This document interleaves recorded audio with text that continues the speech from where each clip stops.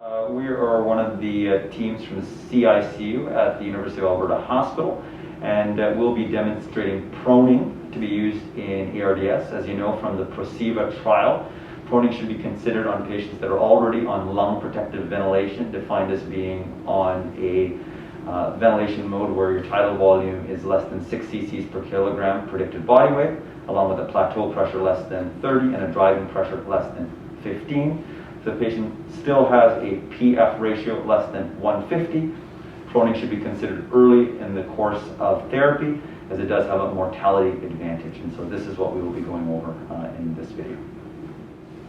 So in preparation for proning, it's very important that everyone is prepared for the possibilities of a accidental extubation or disconnection of the circuit. That's why, as you can see, we're all in N95s and full protective gear. In general, the patient should be heavily sedated and paralyzed in this situation. The attending physician should be present along with the respiratory therapist, and you need a minimum of 5 people in order to prone. So now that we're prepared to prone, as you can see, there's 5 of us in the room. The first step is for the person at the head of the bed to be in control of the endotracheal tube, and I'll put a slight tilt of his head away from the ventilator.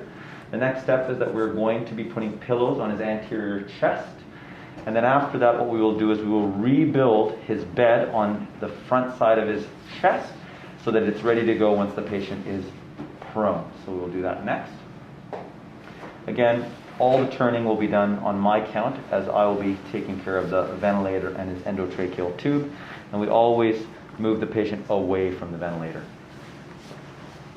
So once the bedding is ready to go, the next step will be to remove the original bedding to wrap the patient. And once we're all ready, we'll also ensure that all lines are appropriate. Lines should come up towards the head if they're intravenous's and central lines, and the Foley should come off towards the inferior aspect of the patient. So on 3, we're going to move the patient to the right side of the bed away from the ventilator. So 1, 2, 3. Now, on 3, we're going to move the patient onto his side at 90 degrees. 1, 2, 3. The next step, and again, we're being careful of all the lines. Lines should either come up towards the head or the Foley should be towards the leg. We're going to now, on my command, move the patient to the side away from the ventilator. So 1, 2, 3. And then on 3, we're going to put him down. So 1, 2, 3. And usually the patient will need to be shifted one more time. And so on 3, we're going to move him. 1, 2, 3. And then we'll take the extra dressing off the back from the old bedding. I'm going to turn his head towards the ventilator.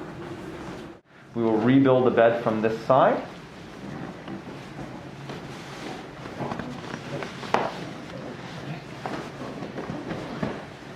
And we will also need to put the patient's arm in the swimmer's position. This dummy unfortunately cannot do that, but this is to ensure that there's no brachial injury. It is always the arm on the side that the head is turned to that is put towards the head. And then finally, we'll be putting a special pillow that allows the endotracheal tube to come out, as well as to support his head. And that is all we do in order to prone a patient. In general, the patient will remain on his back for at least 16 hours, assuming that his oxygenation improves. In order to unprone the patient or to supinate the patient, you do all of these steps in reverse. So thank you very much for watching this video.